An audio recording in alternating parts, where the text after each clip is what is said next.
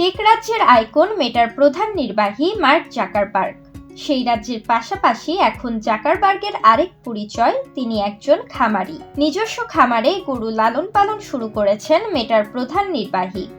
লক্ষ্য বিশ্বের উৎকৃষ্টতম অর্গানিক গরুর মাংস উৎপাদন করা। যুক্তরাষ্ট্রের হাওয়াই রাজ্যের কুয়াই দ্বীপে বিশাল পরিসরে গরুর খামার গড়ে তুলেছেন জাকারবার্গ।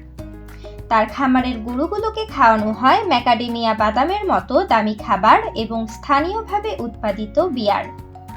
জাকারবার্গ তার উদ্দেশ্য নিয়ে জানান, তিনি সম্পূর্ণ স্থানীয় এবং স্বনির্ভর একটি উৎপাদন চক্র প্রতিষ্ঠা করতে চান।